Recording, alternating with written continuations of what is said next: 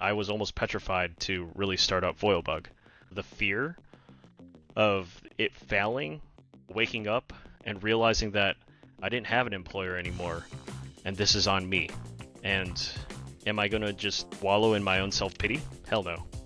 I had to basically just pull myself up, use all those skills that I developed professionally, and apply them into my own work ethic on the Magic side, into a brand that I cared about, that was truly a passion project.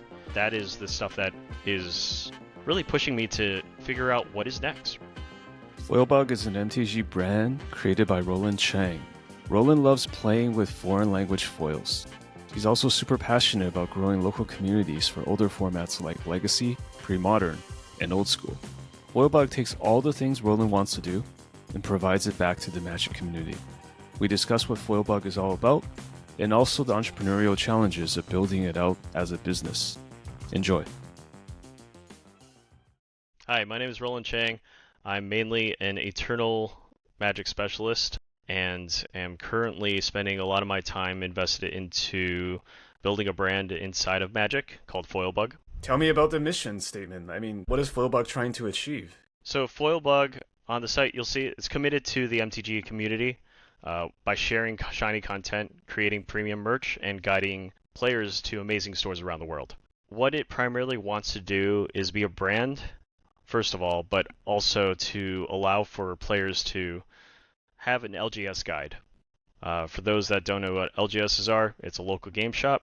It's something that I don't think anybody has really successfully done, so I want to capture that and be able to bring a spotlight to all these different stores that probably deserve it, but also in the meantime provide them something that they can kind of work up to build up to and spike the attendance whenever I'm going to one of these type of LGSs, and either spike the prize pool as well to get more players to show up from the surrounding areas, generate a lot more buzz around it, and hopefully with that create even more attendance at these paper events. Going to any of these large events that come up, let's say a Pro Tour, SCGCon, or even just a BCDL, one of those opens, there's always this opportunity that you're going into a random city. Perhaps it's like Columbus, for instance, that you want to know what's over there, or even Pittsburgh. And if there's a Thursday night Legacy Weekly, you probably want to know about that, so that if it's on the site and if it's featured, and if people know that I'm going there right before SCGCon Pittsburgh and know how to get there, what the food options are, transportation, to understand what the player base is like, even which store to really, go to for that particular event, it's all going to be there within that review. So I'd like to guide a lot of people, since a lot of people actually ask me questions of what are you doing for Thursday night, and I'm like, I would love to be playing Legacy. And it's not always something that people plan for. So if they can look at the site and see that dynamically pulling in stuff from Spice Rack, that you're seeing all the things that are going over at let's say a Titan Games, and then the surrounding area of all the other formats that are being played, I think it's really helpful for all those users or those players to really see what is going on and is it truly worth their time to actually visit. For those who may not be familiar, can you talk briefly about what Spice Rack is? Yeah, Spice Rack is an aggregation of all of the events. There's stores within a geographic area, and it will use geolocation to then show you what is available. So it'll scrape the internet and also any discords of, let's say, each of those individual stores, and figure out how much it costs for that event, if it was a weekly, or at least what time it is and when it's going to be held. So I think it's a lot better than what Wizards has right now for Store Locator, because Store Locator is going to get you to the store, but do you truly know what's actually at the store? Probably not. You're going to have to do a lot more research. And it's the same struggle that I had when I was going and trying to figure stuff out when I went over to Pittsburgh. And I remember just only through word of mouth that a Titan Games actually existed. And without that research, I probably would have been, or even just like hearing about it, I probably would have been completely lost. The store locator only gets you so far. It tells you the store exists, but it doesn't. You have to then dig deeper. You have to find a Facebook group. You have to message the owner or a player who's going there. Hey, and you also have to figure out, are they going to fire the event? So I think that is something that if there is a good view of that, it makes it easier for you to commit the time to show up. One of the dynamics that I saw, the dynamic between Gamestoria and also Bifrost Games. These are two stores in New York. One's in Astoria. It's been there for the better part of the last decade. And then Bifrost has just been in Manhattan now for almost a year, coming up on a year now. So, but the player base supports both. And I think it's a beautiful thing because you have Monday nights from 7 o'clock to almost 10:30 at night. People are playing 4 rounds of Legacy over at Gamestoria. And then you get another 20 to 25 players on Friday nights over at Bifrost in the city. And they're playing 3 rounds, but they're still getting their fill, and they're going from 7 o'clock till 10 o'clock and, having a great time with each other. Then there's monthlies that, interact between the two. So they're not ever scheduled on the same date. And sure, there's always scheduling issues that occur for other formats, but you can't win them all, basically. That's what I'm trying to say. But I have not seen either store really fight after one particular date. It's usually like, all right, they're going to take this date, or we're going to take a date like later in the month, There's or kind of like the next week. Understanding we can have players go to both events, and let's just not have conflicts if we can avoid it. Right? Exactly. So I think both stores are successful at this point, and the player base truly appreciates, having a steady metagame that is evolving in New York, and you see slight differences in each store because like it's a different crowd on a Friday night versus like some of the diehards that go on Monday nights, but it's all bleeding together. But it's not something that happened with, let's say, the stores outside of those two, and trying to get a lot of those same players in. The more options that we have, the better. And I love seeing these large events fire all on the regular, and even if there aren't the regulars that like the 15 that are always going to be there, at least the transient folks that come through the city either on vacation, they'll at least know about it, and then they can join in with the regulars and have a great time. But this is where FOIL Bug actually really shines. It is offering information where it's not usually brought to light, and I think that most of these reviews will be rather objective to be able to explain to someone looking for that research already be done for them. And I'm more than happy to do it. It's something that I have been doing, but not to this extent. And I never really dedicated that much time to really explaining, what the true local scene is going to look like. But with the help of others, I can understand what's happening in Boston, what's happening over in Columbus. And fortunately, there are a lot of regulars that go to these other stores that are hosting Legacy from 8 to 12 players. And, I want to keep that up. I want to like put a spotlight on them and make sure that others in the area are going to be able to like discover this and be like, oh my gosh, it's in my backyard. So make that a regular thing for them to realize that I can play with some of the top people, and I don't have to just, play over webcam or, maybe play on MTGO because I'm not sure if I can compete. But at least get to know some more of the faces that are going there. And Spice Rack is going to help make that happen. Just that integration that we are pulling in their data from their API and populating it on the side of the review pages so that people can really understand what the landscape really looks like for an LGS if it's worth visiting, and start to build a map and start to build a database full of LGSs that they're worth going to check out at least, and I can offer some tidbits or even just a snapshot of what it is about that particular community and what makes it worth dropping by. Even the LGS stores, like this is an opportunity for them to work with me and partner up and create something that's really cool. I don't see a lot of players entering the space to do the same exact thing. I don't know if a lot of players would even have that opportunity. So it's something that I'm going out on a limb, but at the same time, I do have maybe a little larger network than a few of those players out there that can maybe get the draw to make convince a an LGS to consider this, like this opportunity of having a larger event, and maybe let's get some more prize pool in there and make it special. So it doesn't have to happen every week, but I mean, and even if I don't stop in one of those 4 or 5 stores within a city, it doesn't mean that I'm not going to be back. What kinds of things would I expect? So let's say we're using this very common scenario. I'm going to be in Columbus. I've never been to any of the events. Hmm. What can this collab between Foilbug and Spice Rack give me, the traveling Magic player? What kind of things can I view, and how do I make an informed decision? For Spice Rack specifically, that is a site that Evan Farrell put together, and it's super useful on its own already.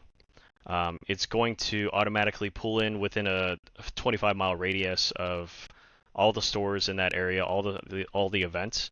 But I would view FoilBug as that resource of a specifically pinpointed place that maybe it's just the city, and having a list of all these, and eventually I will have up to 10 or 15 of these, and then start placing these on a map as in pins, and people can explore from there just to see what's in their part of the world. What are these really cool shops that are being featured here? And any of that Spice Rack integration that we have on Foilbug is also going to have a link out directly to either the map or the specific event site that Spice Rack's going to be populating on its own. So sure, I'm losing like a little traffic here from sending more people out there, but I'm not looking for that. I just want people to consider Foilbug as a resource for looking at the ones that I have already been visiting, and especially lining up for other future future visits too. So we're gonna see how it goes with Spellbound games over in Chicago. We'll go from there. I think Columbus might be my next stop after that, and perhaps Houston. I'm trying to think of other international destinations as well. If I'm bouncing around the world with the idea to put a spotlight on these other stores, I think that's going to just offer um, landmarks or even just good ideas to include into an itinerary if someone's already also planning on visiting that particular city. Beyond just the LGS guide, the goal is to also feature the shiny content. So that's where I am planning on releasing 30 to 60-second videos of pieces of my own collection. So I'm sure you're aware of some of the Japanese foils that I have, right? Yeah, Yeah. but for those who may not, Roland is a big time Japanese foil collector. I think you've managed to foil out just about every deck that you've played on the regular. Is that right? Whether it's Yeah. legacy or vintage or otherwise. So it's been years in the making. It's a labor of love, but I also feel that it's something that I've been able to just work toward since coming back into the game in 2012, 2013, and start to build a collection that I wanted to play with, and shows my taste in like an aesthetic in my decks. And when I post up deck pics, I mean they actually look really cool and like uniform, and are posted the way that I want to show them to the world. So Japanese foils has, they typically will be a little bit more expensive. However, I think they also retain a lot more value. So if I'm trading them off or selling to them to other players that also appreciate them, then they'll probably at least have a little bit more value than, let's say, a non-foil English one. But there's nothing wrong with playing with non-foils. I just prefer to have my entire collection just with Japanese, and so I don't actually have to read it. And that's just the way I play Magic right now. I literally just memorize everything and like go with photographic memory of what it does, and remembering all of the interactions that particular card has with other cards in the metagame. So it's a sacrifice, but also it is hilarious when I call a judge on myself. So it's a point of embarrassment, and because of that, I try not to ever call a judge on myself to get the Oracle text. It does happen though. Yeah.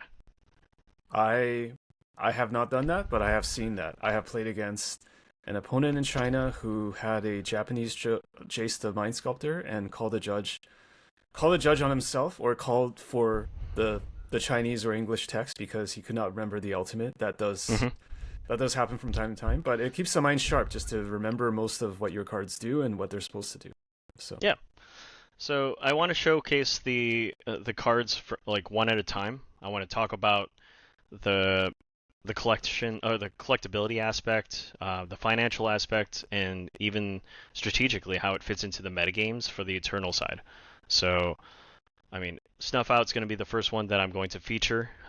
It's a very, very cool foil that is only a common from Mercadian Masks, but I mean, thinking back to the release of Mercadian Masks, I was actually kind of out of Magic, not really paying attention to the new set because it didn't really attract me. But then years later, here I am trying to scrounge around, try to find a Japanese foil Snuff Out, and it's $180. And you're like, hmm what? How did it ever even like get up that high?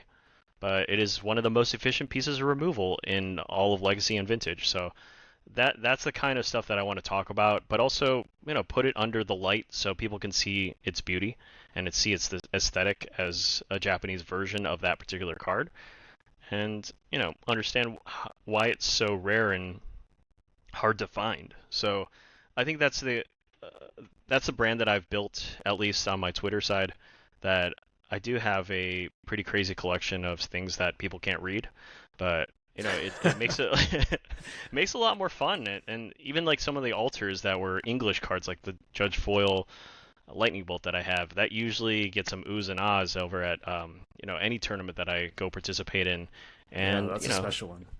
definitely a nod over to Scourge Altars and the way that he's been able to really up the game for some of the altarists out there, hmm and like raise the bar a bit so that, I mean, to be able to paint in that kanji right in there exactly the same way, like 95% of the time, and like hmm have something look amazing, it look as if it looks like it's been printed on there. So hmm I don't know, this is what I appreciate about the game, and like also not having to read my cards.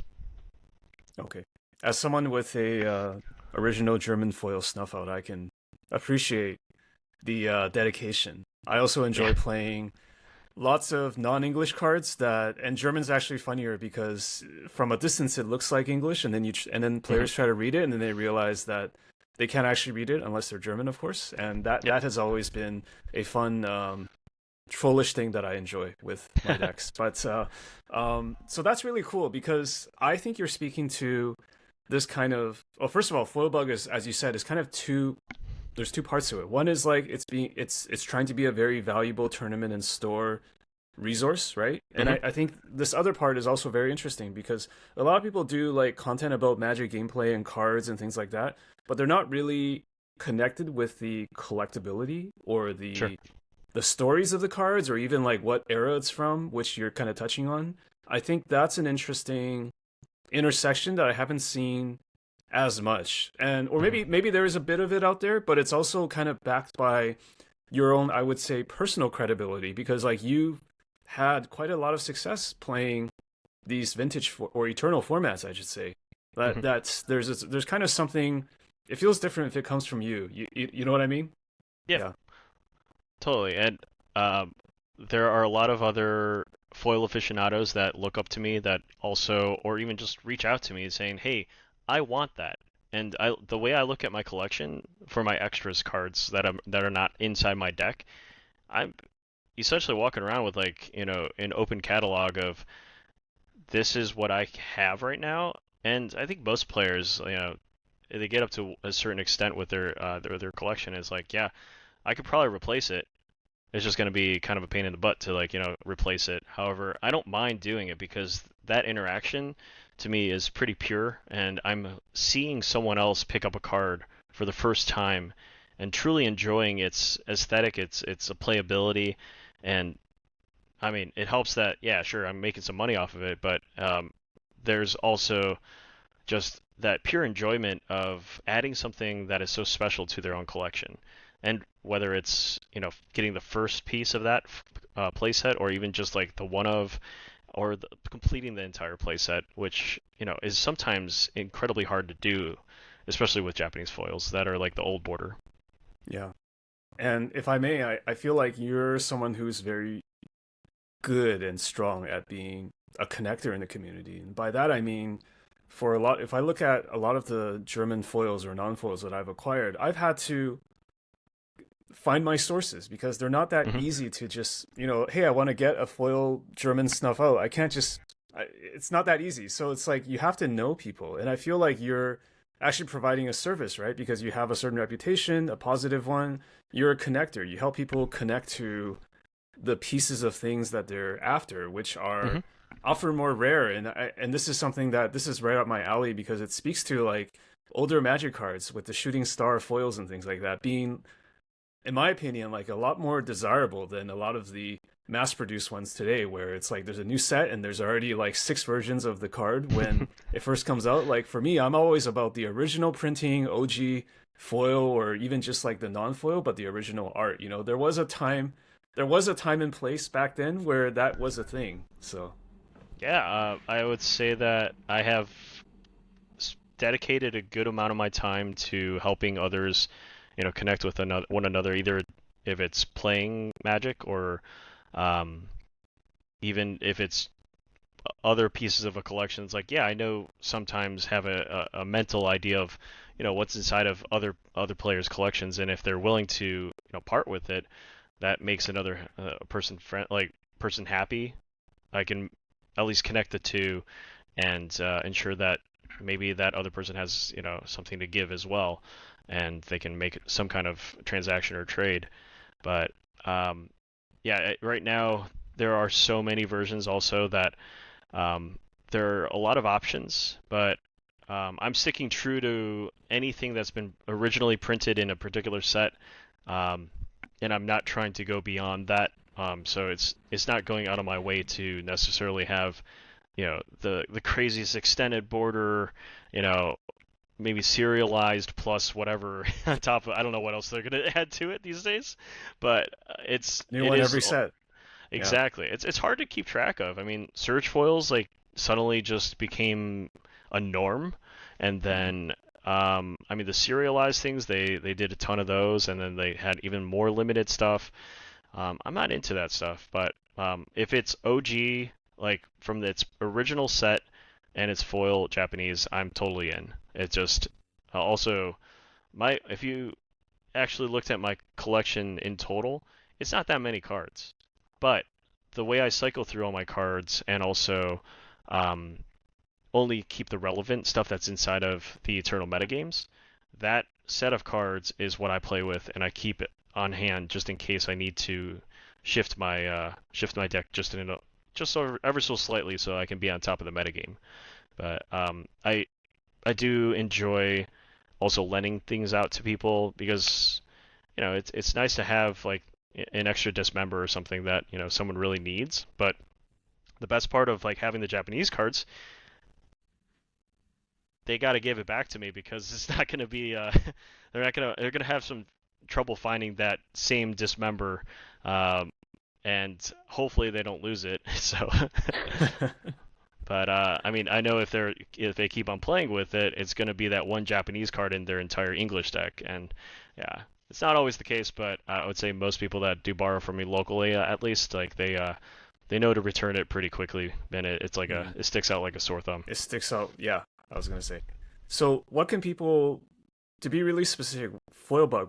What can people do with it today, and what can they do with it in the future?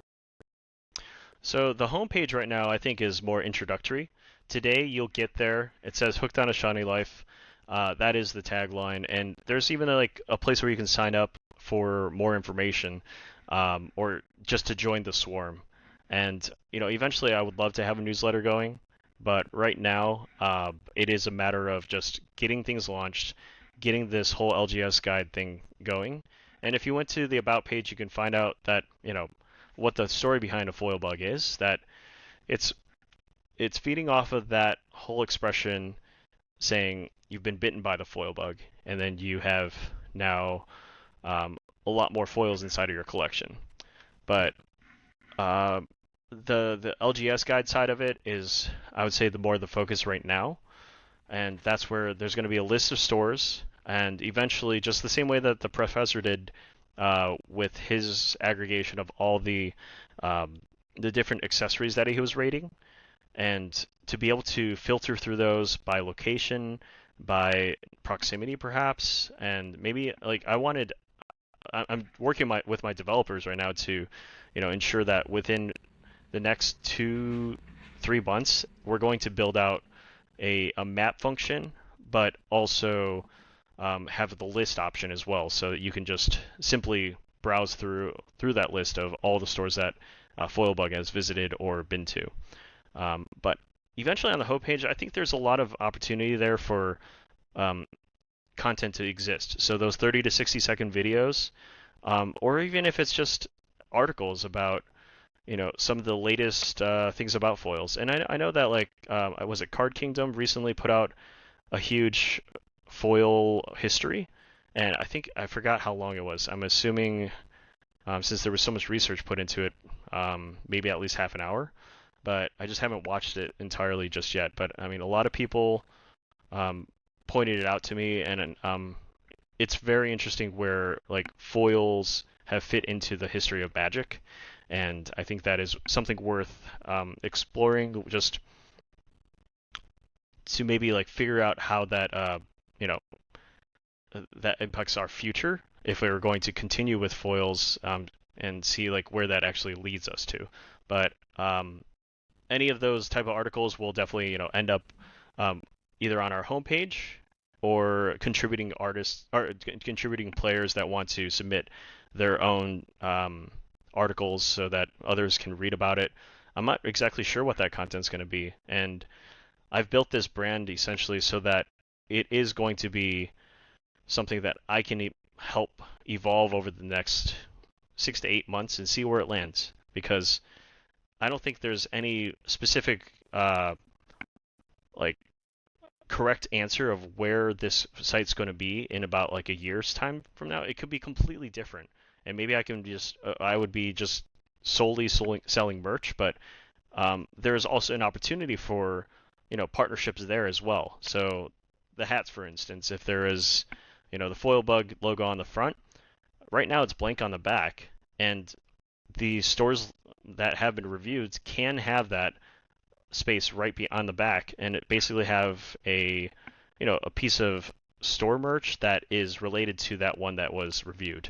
So, and this could be like limited edition stuff. I don't really know, not just yet, but all I know is that it is pretty costly to create merch, and also it's hard to sustain that going on. But as long as I have the margins correct, I think it can keep on feeding to other stores, and I want to partner with other content creators and other stores that are across the country, and hopefully they'll give me the time of day, and we can work together to make something really cool. But my developers, I definitely want to give them a quick shout out though, at least Colorado Wilson and Axel Smith. They worked tirelessly for 72 hours after they got back hanging out in New York with me, partied it up over the weekend, and played some Magic in our stores here. But they really ironed out all the details for this website launch on February 1st. And I'm really proud of them for what they did. But for all the visuals that you see on the site, as well as even the logo is something I sketched up and roped in a good friend, Jason Murray, also known as Luanil on MTGO. Talented graphic designer, and I've done some work with him in the past for even our local stuff. So I knew I could trust him to give me some of the best visuals for a website, and even the wireframes that we put together to really construct this site. That's where Jason stepped it up, and really proud of the entire team working together. We did have a focus group that was kind of at the 11th hour, giving us some really solid and almost hard to swallow third-party feedback, but it's all coming from a good place. And I think I took everything with a grain of salt. Also to because I knew that this wasn't going to be perfect, and I wanted to get my foot in the door at least with the start of a platform, so that we could at least get eventually get content built in, um, additional reviews in there, merch being able to be bought. That's the ground floor. But I have more time now to really focus on what the next steps are for FoilBug, and that makes me excited. I mean, I won't lie. Every waking hour these days, I am thinking about FoilBug. So it's whether it's like figuring out what I have to do processes wise to like ship out the next shipments, or I mean, for the last 4 months, I've been like really trying to hammer out all the details that go into creating a business from scratch. Like there is no handbook for this unless you really, have some truly like deep background in building an LLC from the ground up. But I've had to figure this out on my own, and it's taken time. But to be written off as a just a super blog or even a store locator, sure, that's fine. But I do want to evolve it and create something that is special for the community, and it's also putting my twist on it, like my own style on it. Any of the merch, premium, like high quality merch, as opposed to just some kind of T-shirt that's going to, feel like cardboard after you washed it once. That's just like it doesn't feel good when you like invested so much money into that. Or even just like a hat that falls apart or whatever. It's like I don't need that. I want something that feels special, and I want to share that same special feeling with, other people that do appreciate like the things that I do appreciate. So that's kind of where like I see FoilBug right now, and I mean I know it can grow. Yeah. You're speaking about so many challenges just as someone who's done entrepreneurial things before, which is Hmm. totally an entrepreneurship journey for you. There's so many moving parts. There's the tech aspect of it. There's Hmm. the sort of content piece, and there's aggregating different APIs and different parts together. And then there's also kind of the your own personal brand that's part of it. And I know there's a lot going on like in here that I'm sure you must feel like right now you're just scratching the surface. This is just like foot in the door. Like I've launched the first version of the site, like as you said on Feb 1st, but Hmm. there's so much more to go. And maybe this is a good segue to just ask you, like, from starting with the ideation of this, which was maybe 4 or 5 months ago to now, like what are some of the challenges that you've faced so far that you're comfortable sharing? Sure. Even the creation of the LLC itself, I guess in New York State, you really have to have, two forms of publication out there so that you can get your articles of publication, and that'll help you get your LLC really situated. So, and I mean, I didn't know that you actually had to advertise and in a newspaper periodical, and that's like 6 weeks or Oh, something there. Yeah, not a lot of people know that unless you've actually been through the process. And um, I was told that you got to do it, and I did it. But just those type of hurdles that are, um, it was actually pretty difficult for me to start up because at one point I was reaching out to a friend of mine, David Tao, um, and he's definitely been more in that entrepreneurial world, doing his own very successful startups, and he's basically just like just get started, you know. And these challenges that you're seeing right now, they're never going to really go away. They're because there's always going to be new challenges, and you're just going to have to really start chipping away at everything. And I mean, I think maybe that's the allure to these type of these startups, startup companies, is that you'll never really, be done with the work until you sell it. So, and also the fear of it failing. I mean, there's been so much said about, fear of failure, and without failing, you're never gonna get, anywhere in life. So you're just gonna have to like fail and fail and fail until you actually, truly succeed. So yeah, I have a lot of fear of failure, and I was almost petrified to really start up FOIL Bug. So if that was one big challenge and one hurdle, I would say that was, waking up and realizing that I didn't have an employer anymore, and this is on me. And am I gonna just like wallow in my own self-pity? Hell no. I had to basically just pull myself up. I mean, not to sound too cliche, but like I didn't want Yeah. to be just another casualty of this set of tech layoffs last quarter.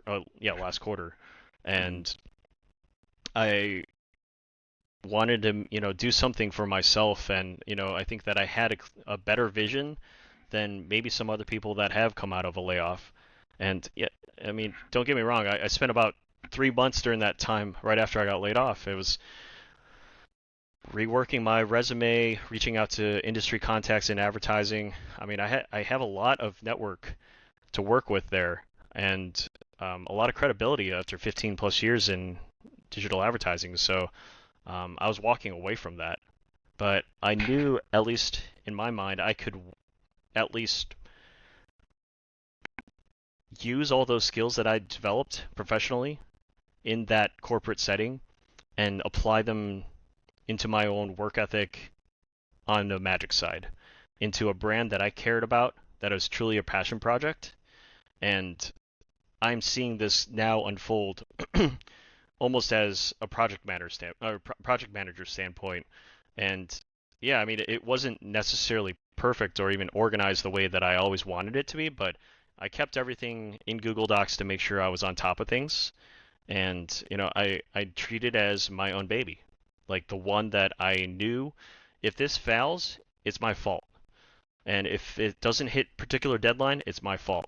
So that is the type of fear that is going to help me create that pressure that I need, and that is the stuff that is really pushing me to figure out what is next, right?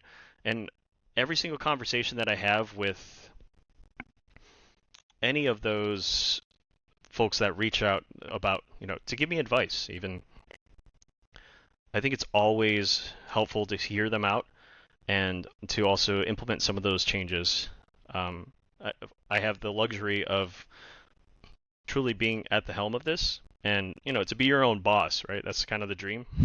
But there a lot of responsibility comes in that too. You have to be responsible for like those decisions, and if it fails, and it's a bad decision, you're gonna have to eat those consequences.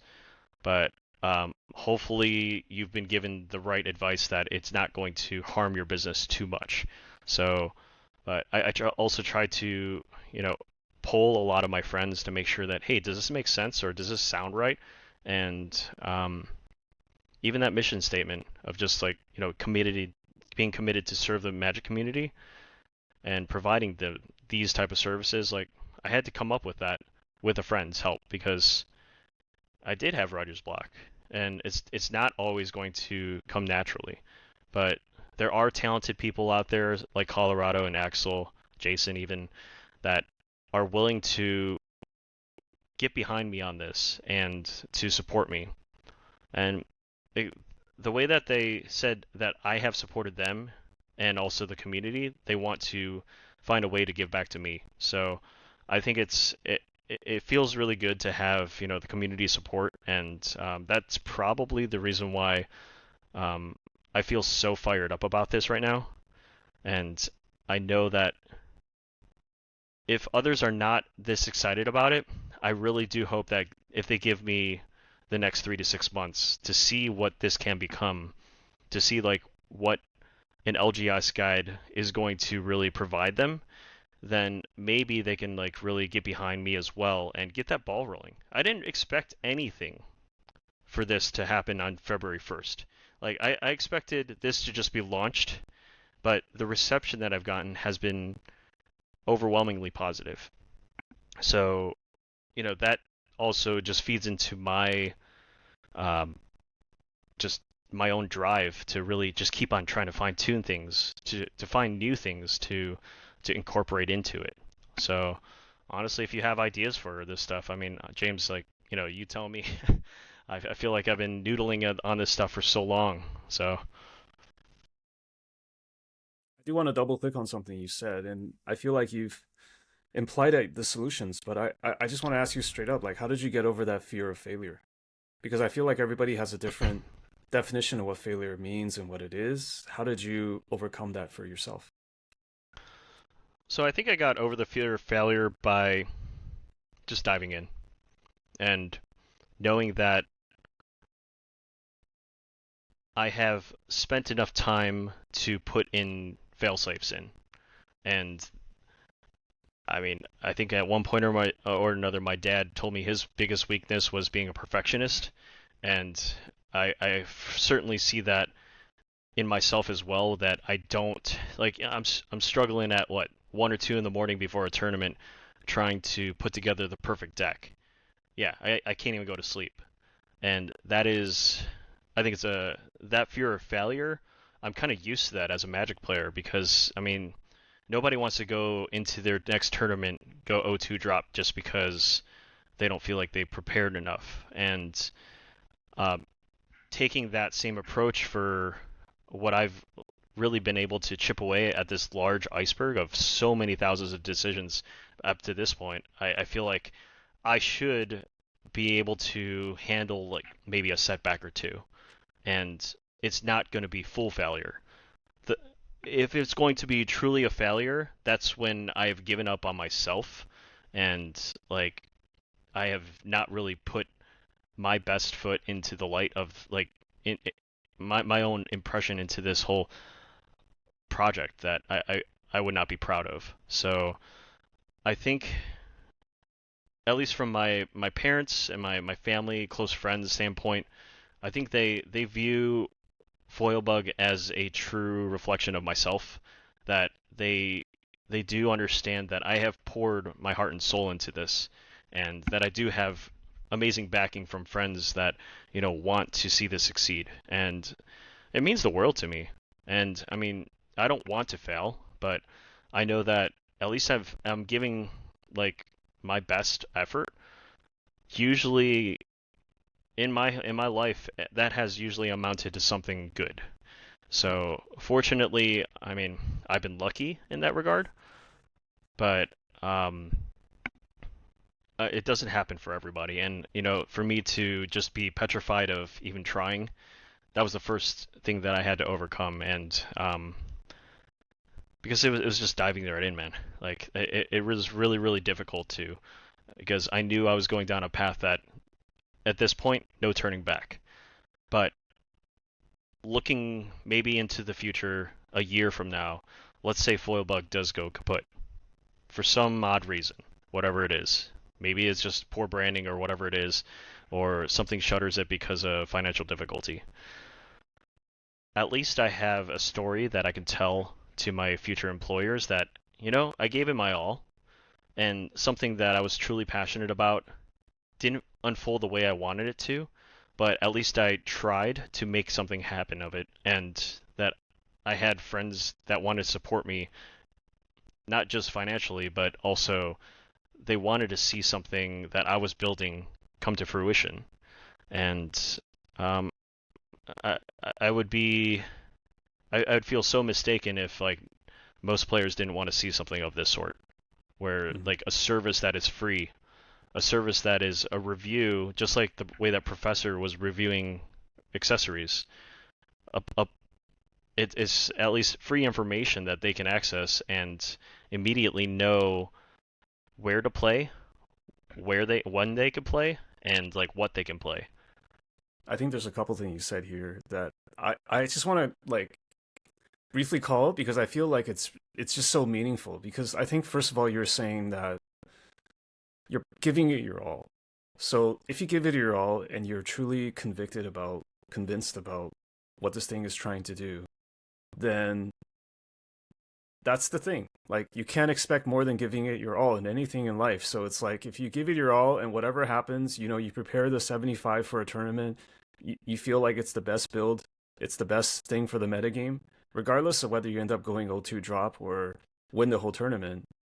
You got to be happy with the choices that you made with that conviction. And I think secondly, I think you also called out that you have the backing of the community, or at least certain members of the community behind you. So when there's people that are kind of also convinced that this is something they want to help out with, whether it's the developers or Jason or somebody else, or I guess myself as well, I'm rooting for you to succeed. I think that's Thanks. a really powerful force. It becomes more than just Roland. It becomes like something like it's kind of like having a team, right? Like when you're somebody's Hmm. boss, like if you're all bought into this thing, it's that sort of like mutual accountability. Like you're accountable to them, they're accountable to you, and that's a good feeling. And I think the Hmm. the third thing, just the last thing I want to call here, just saying a little slightly differently than the way you said it, is just like you're just reframing what failure means, because like it's kind of like a cliche, right? Like, are there really failures? Because let's say this thing doesn't work out a year from now. This is a learning opportunity.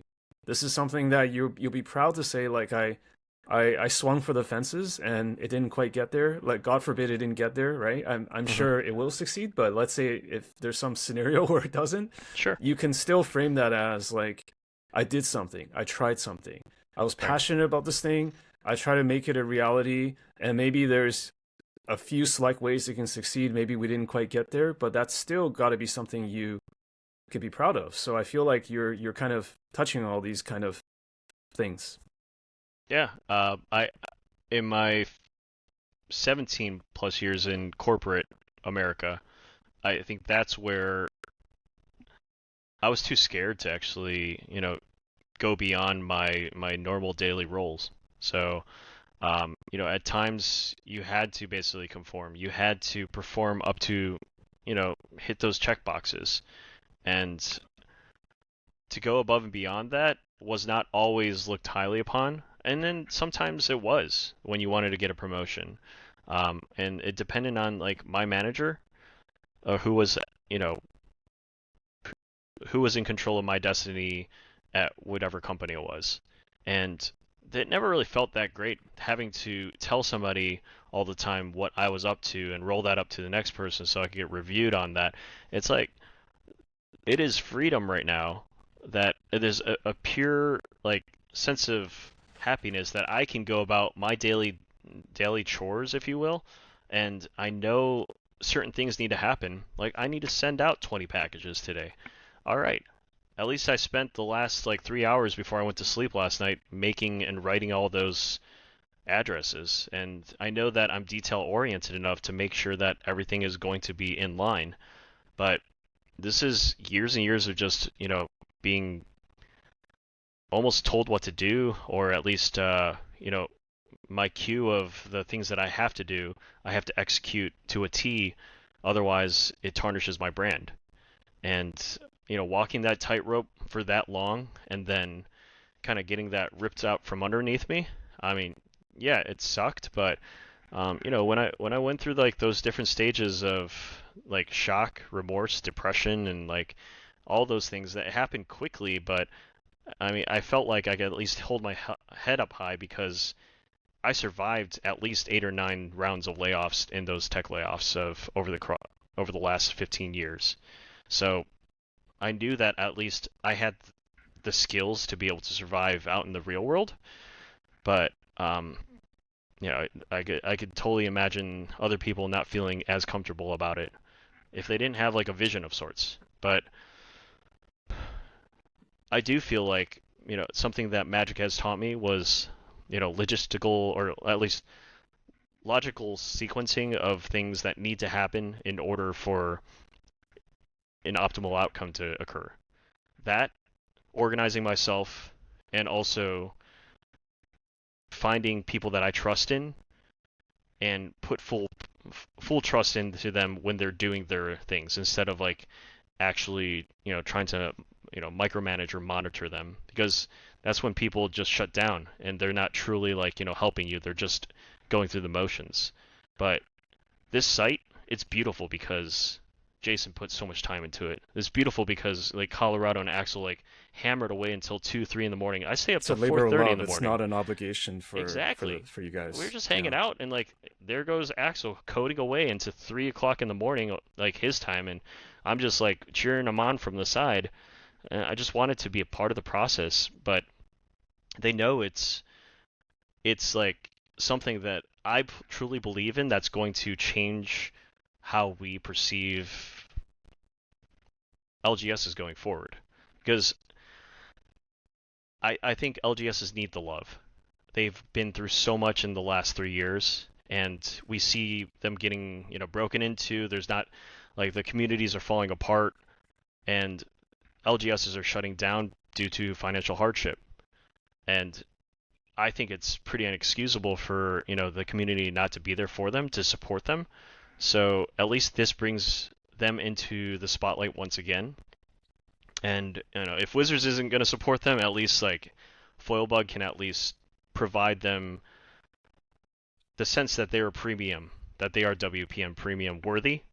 And I believe that some of these stores, really do deserve it, but they just don't have the resources to, make those changes to get to that next level. And if it really takes, this guerrilla tactics of, getting them into that shape and get Wizards to back them, maybe and fund them a little bit more so that they can, have the prize support so that they can attract more customers. And I mean that's where Magic really shines is, at the ground level. So I would love to be able to be part of that movement that helps the LGSs succeed and watch Legacy or even Vintage come back even stronger, especially after this. Like now that we're mostly post pandemic, at least we can go and play at these stores. But if anybody's been in these stores, they know that it's definitely taken a hit. The attendance is not the same. How can people join the movement? How can they get to know Foilbug, and how can they partake in what this beautiful thing that you're building? So they can join the swarm. That's like signing up on email.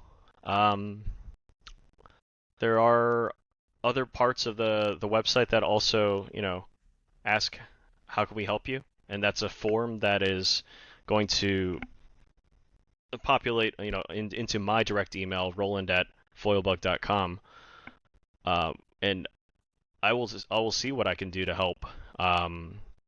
Whether it's a request for, consulting or consulting them on their collection, or how to acquire other things, um, or even some like suggestions for content. I mean, I think where people can follow me is either on @foilbug on Twitter, or @RolandMTG.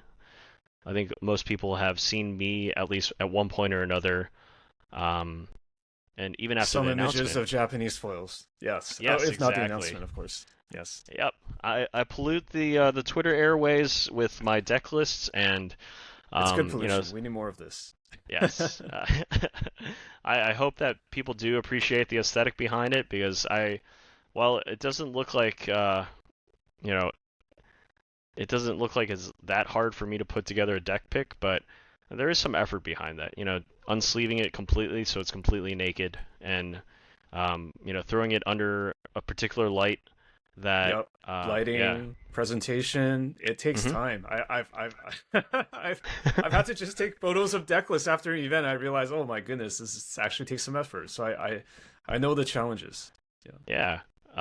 Even just the placement of all the cards, and hopefully it doesn't knock over other cards. But maybe that all comes from just being a vendor. So, Mm-hmm. being one of those rare crossovers of player vendors that want to play competitively but also be a resource for the community. I think that's where I've been able to find my niche, and I continue to meet a lot more new players just whenever I go to shows, behind the booth of a TOA or a Grey Ogre Games, and maybe another booth in the future. But I always enjoy the interactions and the stories that I hear, and I think that idea about going into a project, or even going into a challenge without the fear of failure, that has helped me kind of relax a little bit better, and especially in those tense moments during a match, and to also have a more pleasant match experience when I get to start to talk to my opponent as another human and really joke around if it is, loosen up the tension. And it's not a tactic to get them to loosen up their own play, but it isn't. It's what I love most about Magic is that it's a human experience that you get to talk with another person in a different language that is universal and talk about it afterwards. That whole experience, if you really truly do want to. And it doesn't have to be, about the winner. It doesn't have to be about like why someone lost. I think it can be just a shared experience that, maybe less people, if they just took the time to maybe help one another, like understand what happened during the game and like just thank each other for having some games.